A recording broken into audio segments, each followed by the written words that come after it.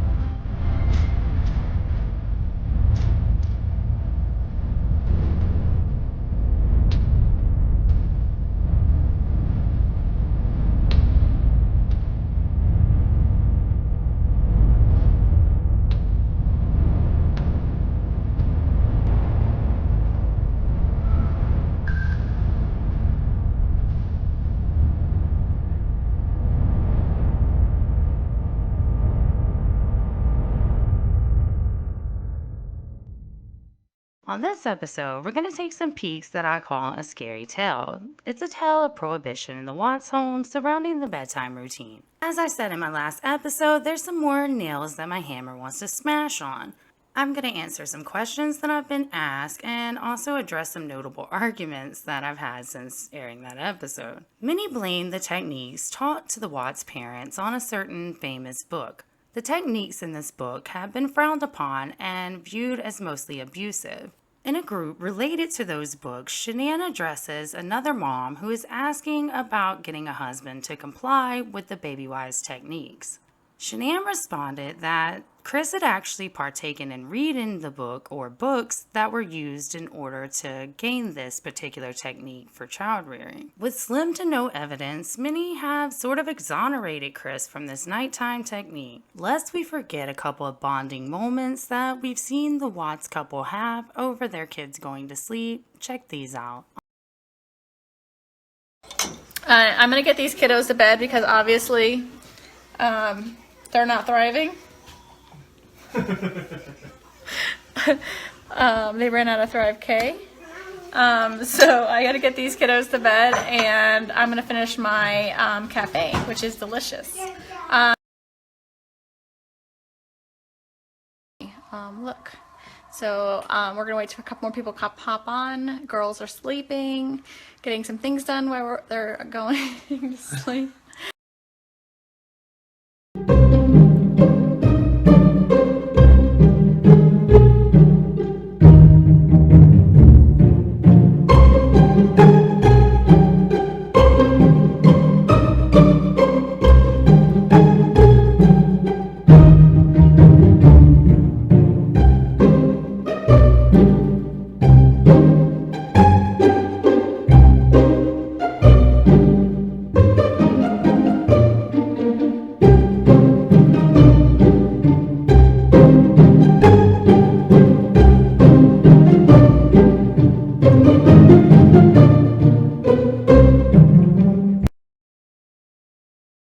Now, the fist pump for me, it kind of negates, oh, he was just silent and scared to say anything. This is throwing your kids under the bus and laughing at them at the joke they aren't thriving. Per is my usual response, Chris is the co-defendant in the abuses that his children endured. The fist pump and the chuckles are kind of irreconcilable with the idea that Chris was afraid and just sitting by idly letting it happen. He was celebrating. He was making Thrive commercials with his wife. He was working out for his mistress. He was tagged in posts where his child was attempting to read a book in the dark. We've seen him close the door on Bella, who asked him to save her. I believe he closed their door to lock them in probably just as often as Mom. Maybe he towed the line at times, such as with the sitter and his instructions to put the kids to bed at 7. What I find to be a scarier tale is that everyone acted like this bedtime routine was normal and just another part of Shanann having everything in place in her home. Each and every speculation that's been surrounding this book, Under the Bed, is a scary tale in its own because they attempt to detail the last day or the last morning of a murdered child's life. What I think is the scariest tale is that it actually details the lack of quality that were the contents of this child's entire life. I just have to play with them and then at 7 o'clock lay them down to go to bed. And he told you to put them down at 7 p.m.? Yes.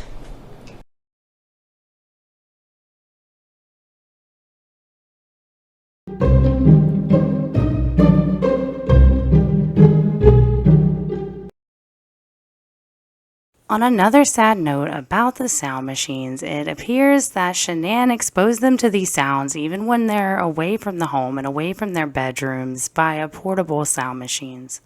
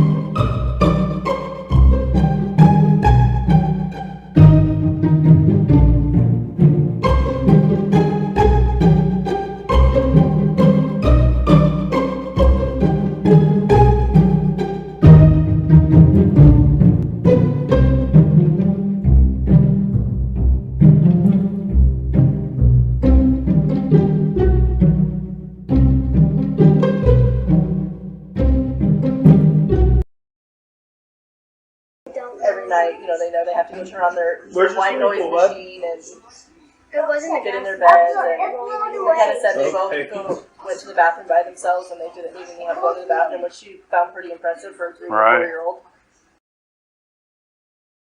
The American Association of Pediatrics did a study on 14 different sound machines and found that all 14 of them exceeded the levels allowable in American nurseries, 50 decibels. The study concluded that regular exposure to these sound pressure levels may be damaging to an infant hearing and auditory development. Based on the findings of the AAP, pediatricians recommend that any white noise machine should be placed at least 7 feet away, 200 centimeters, from your baby's crib. It should also obviously be noted that white noise doesn't work for all babies, and these aren't even babies. We're talking about toddlers or a toddler and an adolescent being exposed to white noise for over 13 hours at nighttime and then 3 hours during their naps. It's completely irrelevant here to weigh the benefits of rain machines with adults because adults have a choice to get up and turn this machine off, and obviously someone in a crib doesn't have that ability. Despite always being referenced as the rain machines, these things were cranked up on the white noise setting. Oddly enough, Jennifer Lindstrom was the only one to actually mention them with a reference to what they actually are, white noise.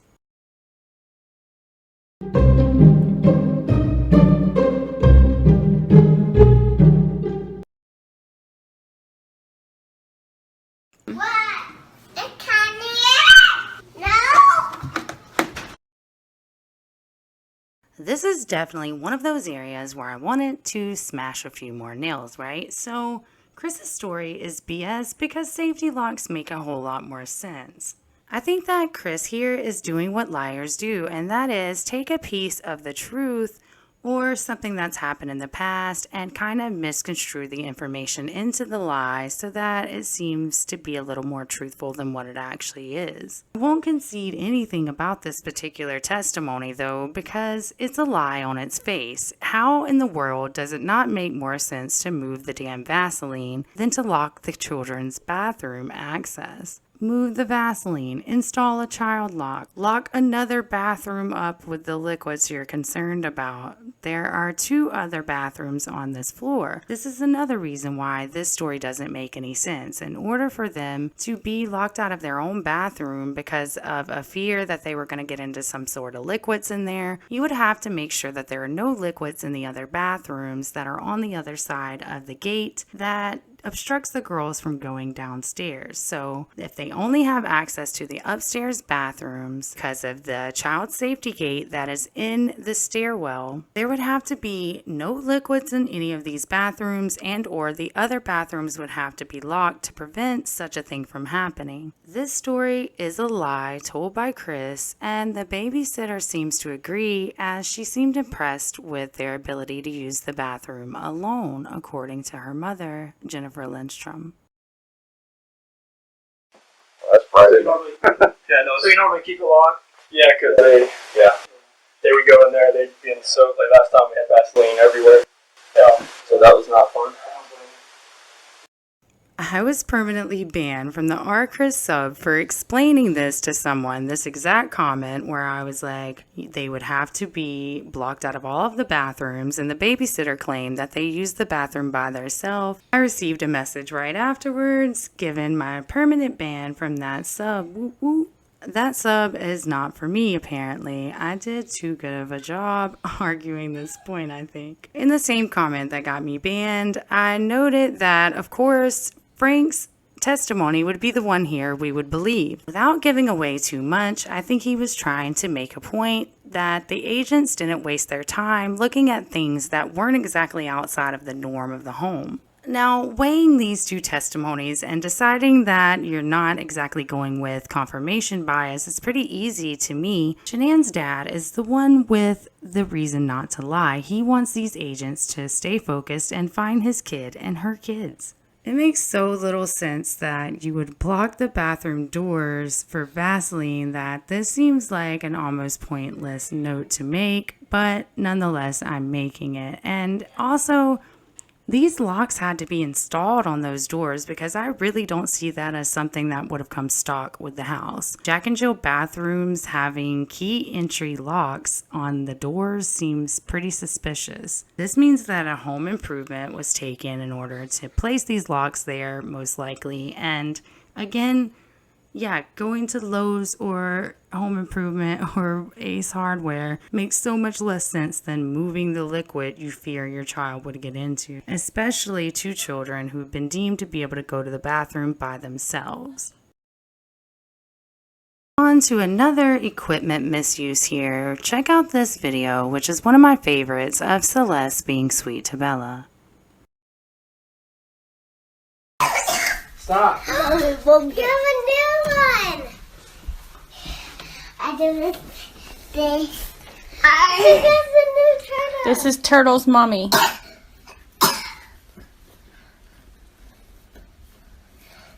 I have it? No, it's Cece's Turtle's mommy. We gotta find you your monkey mommy. No. Do you want the turtle mommy? Well, can I have the big monkey? Yeah, we have to find a big monkey. You don't like that turtle? I want that turtle. I want that turtle. Yes.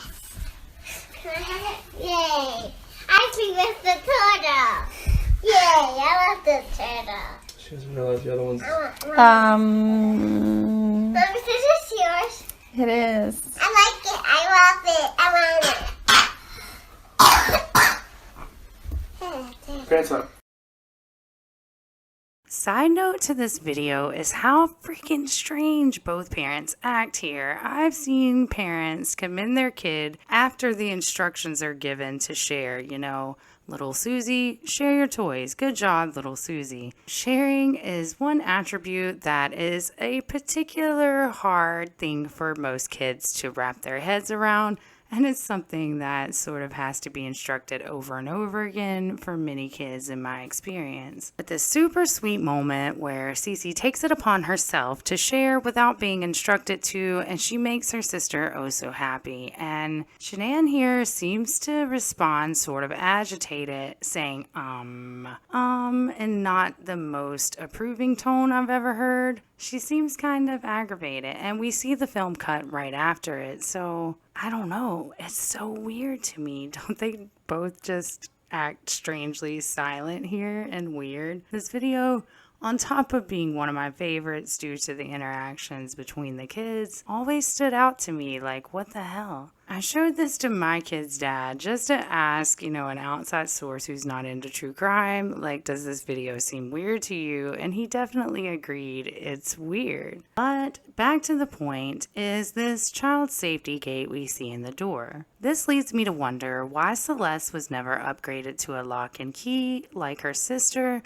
Or was she? I know that these little wooden gates are not as sturdy as some of the more expensive versions that you buy. Was that enough to keep her in at night? I'd guess maybe it is because there are no real movable things in the room to be used as a stackable and therefore escape this gate. So maybe Celeste was just locked in with the gate at night. Either way, we do see that this is probably surrounding nighttime. The kids are wearing their pajamas. Celeste is going in her nighttime diaper. And we see that, like I had said, the children are obstructed from leaving their rooms at night. See that it seems less nefarious if Bella also would have been locked in by a safety gate versus a lock and a key. But either way, I do maintain that this is not safe and it is a fire hazard.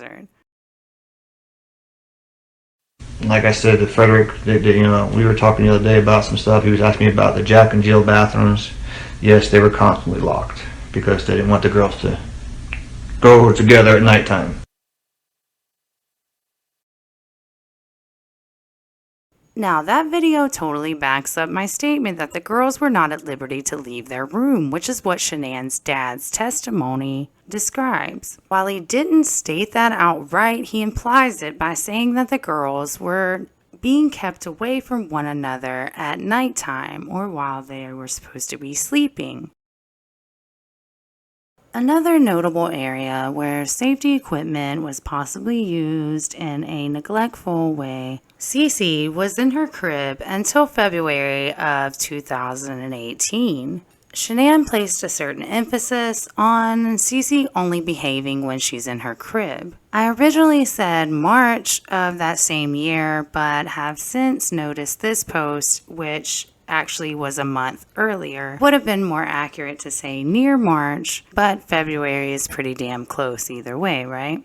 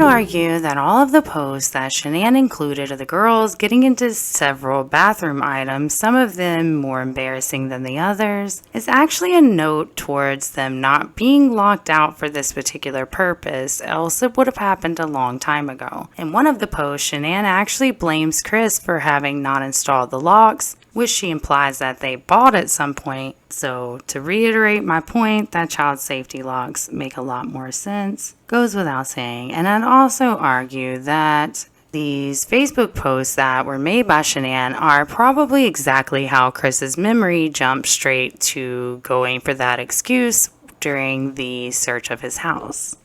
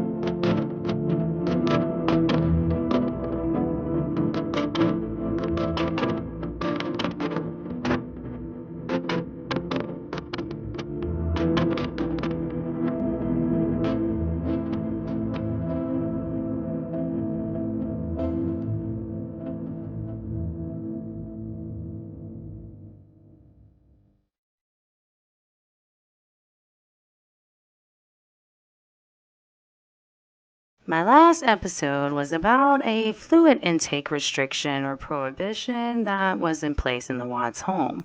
I believe that this fluid intake restriction was more or less surrounding the bedtime and the girls' use of a bathroom. It included in the mini posts that Shanann posted about potty training and or of her children on the toilet, there was always an emphasis placed on nighttime and nap time. The kids were potty trained except for nighttime and nap time, which doesn't make sense in my mind. Now, I've read somewhere near less than 10% of kids can have a nighttime potty issue, i.e. wetting the bed, but I would argue that it's probably near to impossible that she would have this problem with both kids. And there's even a video of Bella signing potty at a very early age, so they seem to have had the potty wrapped up. They seem to be trained for the potty quite early, and the braggable note from the babysitter even that they could use the bathrooms by themselves when she babysat. Leading us to one post which would presume that Bella had the freedom to leave her room due to the wording. Shanann claims that Bella ran into her room excited to wake her up dry. Ironically, none of the people who were denying my locked-in theory thought of this post, but I believe that my theory is very strong, stands on its own, and stands in the face of any exculpatory evidence, but I'd hardly call this exculpatory. Shanann a few times actually says the same thing about Celeste and then immediately corrects herself. Essentially, what these really mean is that Bella was excited to be dry once she was let out of her room. Check out Shanann correcting herself here.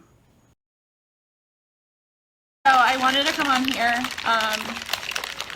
I've just been busy this morning. I went to the grocery store. I put all the groceries away, got the kids off. Today was a much needed. I think they woke up knowing it was cold and it was going to snow out because they were wide open from the time they woke up. Cece was not feeling too hot, climbed in our bed. We got her about 4 o'clock and she climbed into our bed. Usually when she has a little difficulty in her breathing, she doesn't sleep really good. So Never a morning person, always a late owl. So going to bed at 11:30, 12 o'clock, waking up at 3:30 in the morning with Cece, who is literally, no joke, jumping all over my bed.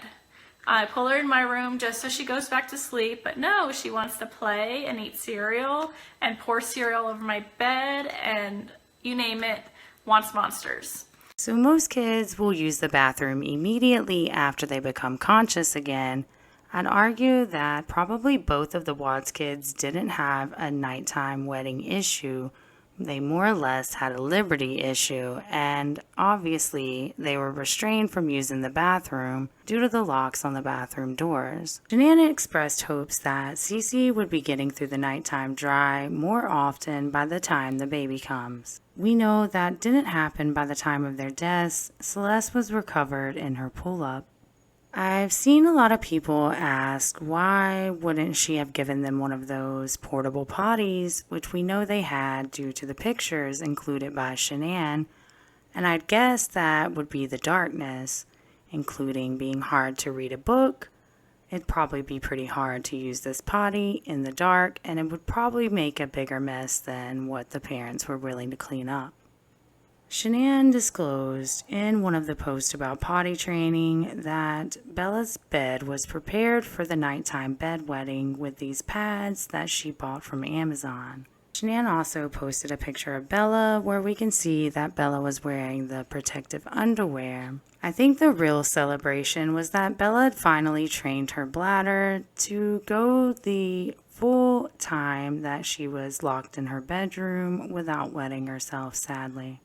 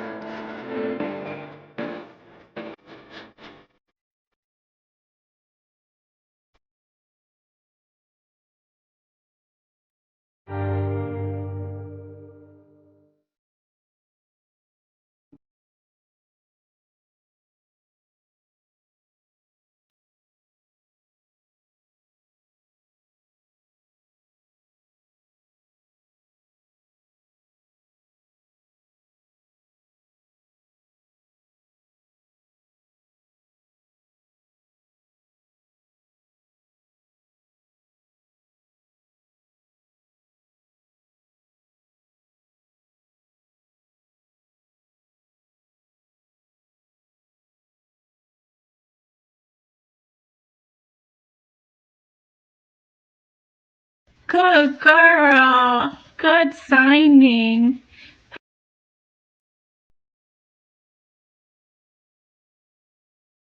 Because of the extensive amount of time they spent in their bedroom, this is why I believe they were locked in. I don't think that the medication alone would have been enough to keep them asleep during the extended periods that they're expected to be in their rooms. Just as we see with the Lindstrom daughter babysitting, I believe that Bella would have done what any other kid would have done, and that is rebel against this bedtime and come out of the room unable to sleep. I think that them being locked in is an attribute that's particularly important to maintaining these extensive amount of hours in the bedroom, even more so than the medication which has been alleged to have been given to the children every day. While everyone metabolizes medications at a different rate, I think that, simply put, both of the girls would have become accustomed to the Benadryl effects that made them drowsy. I think that after a while, this just wouldn't have worked as well, and I don't believe that it could have been maintained without a kid coming out of their room over and over again. When I went to their rooms, just kind of like, make the beds. Like, I wasn't going to turn the rain machines on, like I wasn't like, going to read them a book. I wasn't gonna kiss them goodnight. I wasn't gonna do that. I wasn't gonna play in the playroom. I wasn't giving them like their nightly snack, like their nighttime snack. I wasn't, giving them their medicine. I wasn't, getting them dressed for bed. All that it just hit me. Like I'm not turning a monitor on to watch them because they're not here.